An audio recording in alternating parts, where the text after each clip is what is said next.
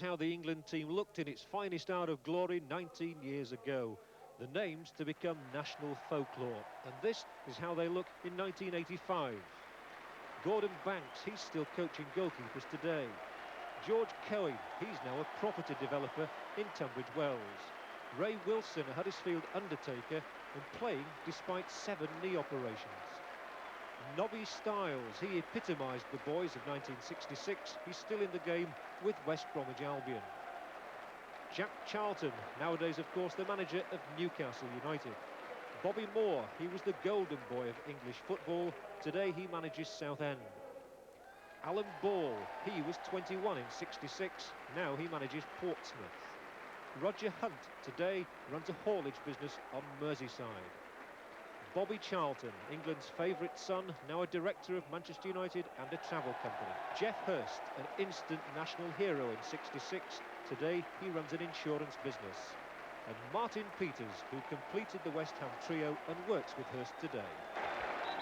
And the German side, well, there are 7 of that 1966 lineup here again today. The goalkeeper, Hans Tilkowski. Franz Beckenbauer, their most celebrated footballer, I would think, of all time. Willy Schultz, their centre-half that day. Wolfgang Overath, I'm told he still plays football every single day. Uwe Seeler, their captain. Sigi Held and Lothar Emmerich. They've all made the journey from Germany. Jack Taylor from Wolverhampton, the referee this afternoon, and he's still regarded as one of the finest referees of all time. And Jack Taylor gets the match underway, and it might be a more pedestrian start than it was 19 years ago. Interesting to note, of course, that England are wearing the same red shirts that they wore then, West Germany in white, and England straight away on the attack. Alan Ball trying to thread the ball through there, and couldn't quite make it. And I would imagine a lot of those players will be glad to know there are plenty of substitutes ready to take their places. Hunt plays the ball to Hurst, one of the fitter of the English players, and the Bobby Charlton. Well, we remember how he used to rattle in the shots in 66. And Bobby Charlton has lost nothing of his ferociousness.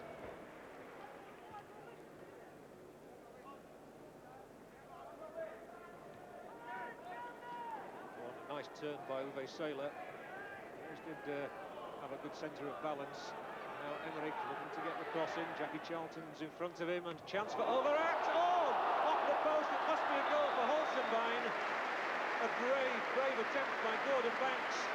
Overath got the shot just right. Banks tipped it onto the post. And the Germans are a goal to the good.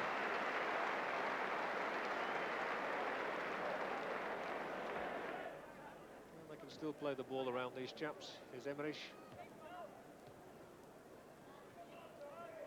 Now Laurence. And some beautiful interplay here between the Germans. Beckenbauer. And now Overath, who looks extremely fit. And teeing it up for Seeler. Oh! That is a magnificent goal by Uwe Seeler.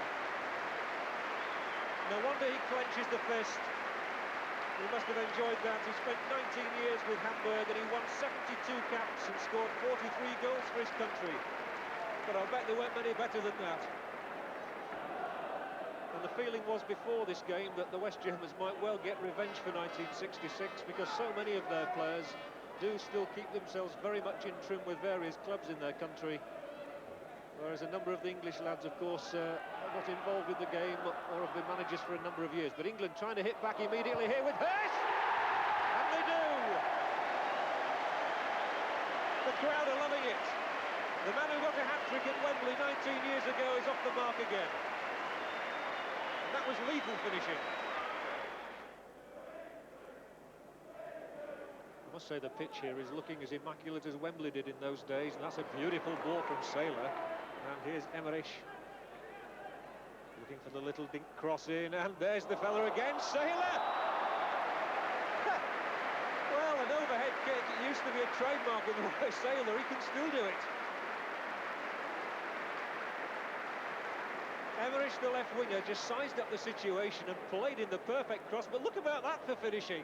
Goodness gracious me.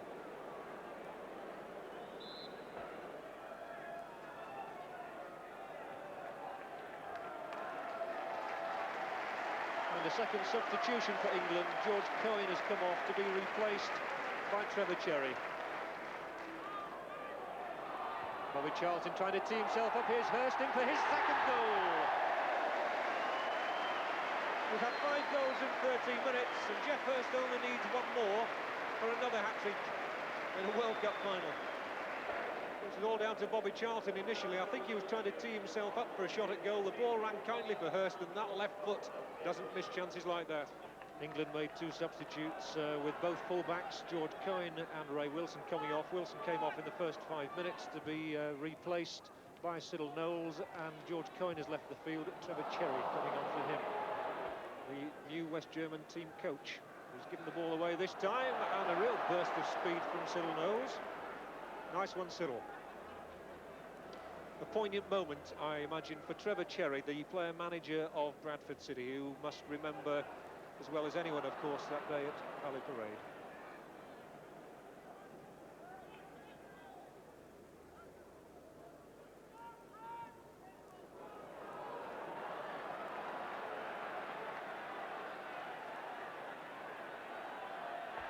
So the Germans building once again on the left here inside the penalty area. Here's Overath knocking the ball back for Holzenbein. Overath once more just standing on the ball. Oh, tremendous shot from Overath. 4-2 then now for West Germany, and that was quite lethal. Alan Ball sprinting away. But that came to naught, and here's Beckenbauer once more. Only 2 Germans up in support at the moment. Holzenbein's making a run down the left. Beckenbauer can't find him, but does find Overath, who's just scored 1 goal. Would love to get another. Finds Holzenbein. If they keep scoring, we're going to need a pocket calculator up here. And Saylor gets in a header, and Banks makes a terrific save. Looking for his hat-trick, he was denied. Holzenbein it was who set things up, and Saylor a lovely header, but Gordon Banks showing all that old agility. No Russian linesman today. Perhaps that's why England are trailing 4-2 at the moment. But held for West Germany. Trying to find Holzenbein, and now Overath. Oh, lovely ball again. Beautifully clipped pass out to Sigi Held, who just rolls it into the path of Emmerich.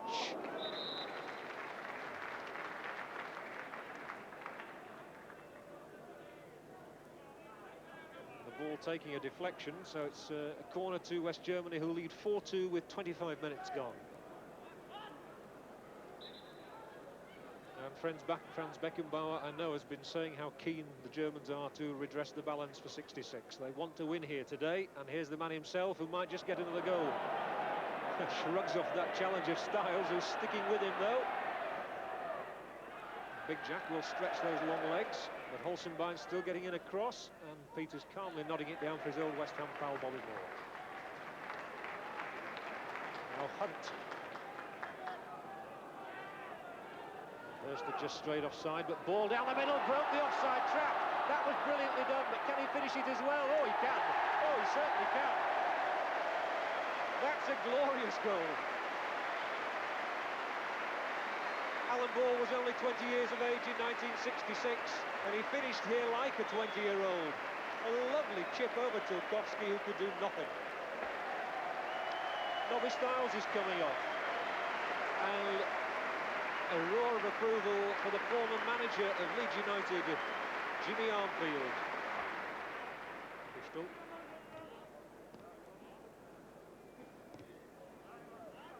Fischl, by the way, played for Schalke last season in the Bundesliga, so he should be fit, as is this man, Overath, who played in no fewer than 3 World Cup finals without missing a single game. And that is the half-time whistle blown by Jack Taylor. Rich entertainment here at Ellen Road, and the crowd showing their appreciation with a scoreline of England 3, 2 goals from Geoff Hurst and 1 from Alan Ball. West Germany 4, with a couple of goals from Uwe Saylor and then another from Bernd Holzenbein. So 4-3 it is to the West Germans here as the players go off for the half-time.